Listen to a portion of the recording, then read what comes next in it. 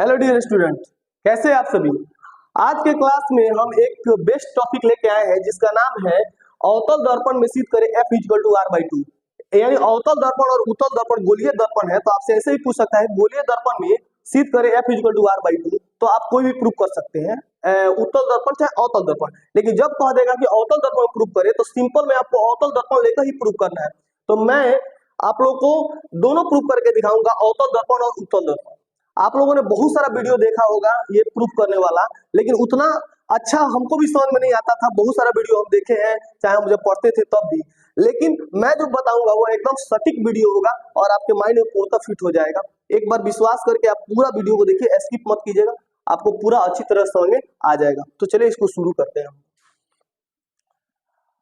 तो हमको प्रूफ करना है, अवतल दर्पण में प्रूफ करना है कि F इक्वल टू R/2। तो चलिए एक अवतल दर्पण हम बनाते हैं, तो देखिए यहाँ पे मैं एक अवतल दर्पण बना रहा हूँ, ये अवतल दर्पण। तो आप जानते हैं कि यहाँ पे क्या होता है, तो P होता है, यहाँ पे क्या होता है तो C होता है, और यहाँ पे क्या होता है तो F होता है। ठीक है, एक अवतल दर्पण है। मान लीजिए कि इस अवतल दर्पण में यहाँ पे देखिएगा एक किरण यहाँ पे दर्पण के समांतर ले लीजिए, दर्पण के समांतर कोई किरण ले लीजिए AB, और ये M1 और M2 दर्पण ले लीजिए। दर्पण का द्वारक हो जाएगा M1 और M2। देखिए दर्पण के समांतर आने वाली किरणें मुख्य फोकस होकर क्या करती है तो गुजर जाती है। ये भी आप जानते हैं, इसको हमको दिमाग में रखना है कि दर्पण के समांतर आने वाली किरणें मुख्य फोकस से होकर गुजरती है। और आप जानते हैं इसको C को आप थोड़ा सा ये B से मिला दीजिए, C को आप B से मिला दीजिए।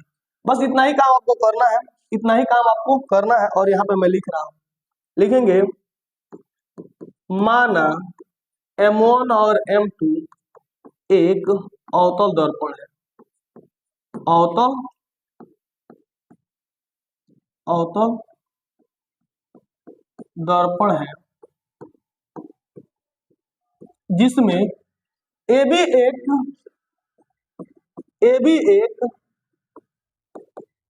आपतित किरण है जो दर्पण से टकराकर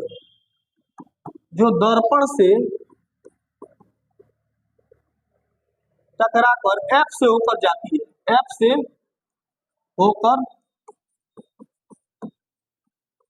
होकर जाती है। ऐसे सिंपल में लिख सकते हैं हम, कोई इसको बहुत बड़ा इशू नहीं है। थोड़ा सा अच्छा लगने के लिए हम इसको लिखते हैं कि थोड़ा सा भरा हुआ कॉपी दिखाई दे। और हम क्या करेंगे, इस C को इस B से हम क्या करेंगे तो मिला देंगे। लिखेंगे C को B से मिलाया। आप C को B से मिला दीजिएगा। ऐसे समझिएगा कि एक परपेंडिकुलर हम ड्रॉ कर रहे हैं, एक लंब ही हम ड्रॉ कर रहे हैं, क्योंकि एक प्रकार का यह लंब बनता है। बस इतना ही काम आपको करना है। और आगे देखिए प्रूफ में, प्रमाण में। अब प्रमाण में आगे देखिएगा, आप बताइए, ध्यान से देखिएगा। अगर आप ध्यान से देखिएगा तो यहाँ पे आपको दिखाई दे रहा होगा, क्योंकि AB एक आपतित किरण है, AB एक आपतित किरण है, तो यहाँ पे एक कोण जो बना हुआ आपतन कोण हुआ। और चूंकि BC यहाँ से दर्पण से परावर्तन होकर इधर जाती है, तो BC क्या हो गई, एक परावर्तित किरण हो गई, यानी यहाँ पे परावर्तन कोण बन गया। तो हम यहाँ पे लिख सकते हैं एंगल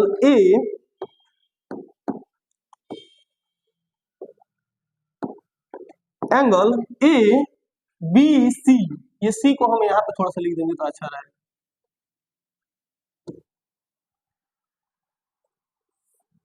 इस C को हम यहाँ पे लिखेंगे तो अच्छा रहेगा। एंगल ABC बराबर है एंगल CBF की। क्यों? क्योंकि आपतन कोण और परावर्तन कोण आपस में बराबर होता है। देखिए CB और F की जो बीच में कोण रहता है वो यहाँ पे मेन कोण है, तो कह सकते हैं एंगल CB और F की। किस कोण से? तो परावर्तन कोण से। हम जानते हैं परावर्तन कोण आपतन कोण जितना होता है उतना ही क्या होता है तो हमारा परावर्तन कोण होता है। ठीक है, आपतन कोण हमारा परावर्तन कोण के बराबर होता है, तो परावर्तन कोण से हम यहाँ पे इसको लिख देंगे। ठीक है, आगे देखिए। एक चीज और देखिएगा आप ध्यान से, एक चीज और देखिएगा कि यदि AB एक आपतित किरण है, ए बी के समानांतर है कौन? पीसी। ए बी के समानांतर कौन है? ए बी है। ए बी के समानांतर क्या है? पीसी है।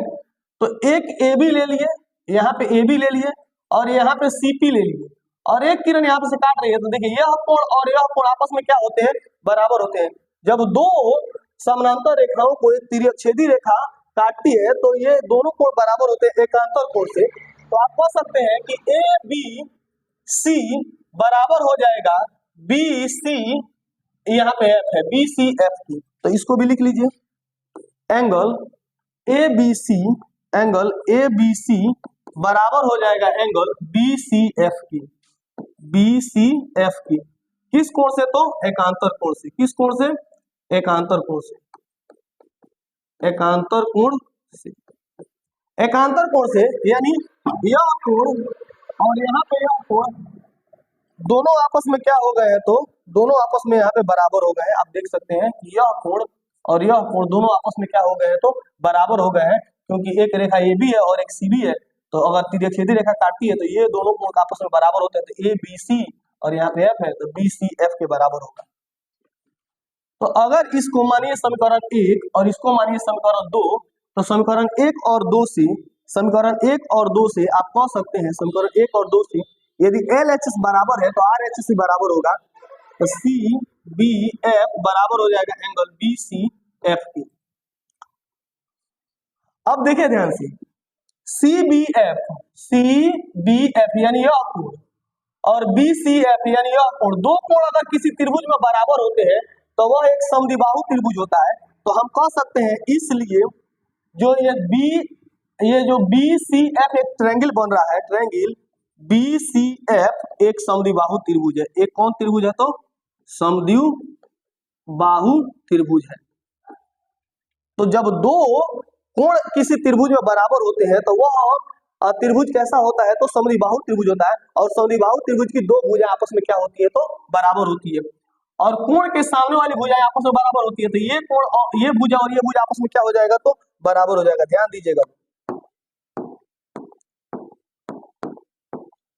ये भुजा और ये भुजा आपस में क्या हो जाएगी? तो बराबर होगी। तो जो समद्विबाहु त्रिभुज तो भुजाएं बराबर होगी, इसलिए हम कह सकते हैं कि सी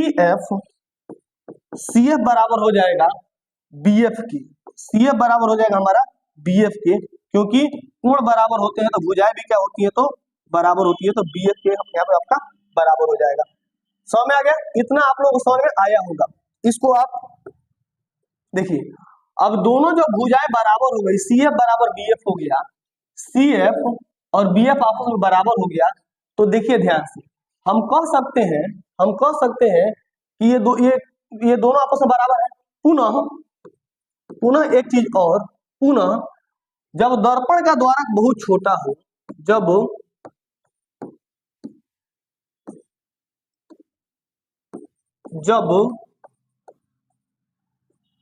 दर्पण का द्वारक बहुत छोटा हो तो इस बी बिंदु को पी के करीब मानते हैं। बी बिंदु पी के करीब माना जाता है। करीब माना जाता है। जब दर्पण का द्वारक बहुत छोटा हो तो बी बिंदु पी के करीब माना जाता है। तो यहाँ पे देखिए ये लिखा हुआ है सी एफ बराबर बी एफ। तो हम कह सकते हैं सी एफ बराबर बी बिंदु को पी के करीब माना जाता है। तो हम इसको लिख सकते हैं, बी के जगह पे क्या लिख सकते हैं? तो पी लिख सकते हैं। ध्यान दीजिए कैसे किए हम।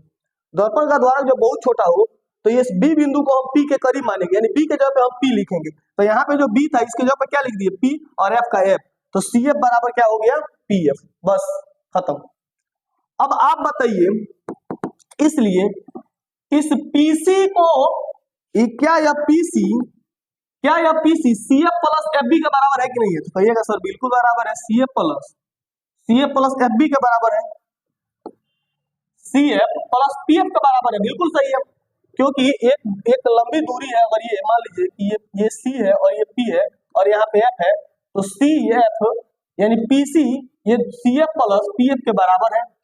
क्योंकि अगर यहाँ से यहाँ तक 8 हो, अगर ये 4 हो और ये 4 हो तो दोनों आपस में जुड़ जाएगा, तो यहाँ पे इसको ये हो ऐसे हम लोग लिख सकते हैं, कोई दिक्कत नहीं है। तो पीसी बराबर C F plus P F, या हम कह सकते हैं पीसी बराबर, ये देखिए चूंकि सी एफ किसके बराबर है, पी एफ के बराबर है, तो हम लिख सकते हैं P F plus P F.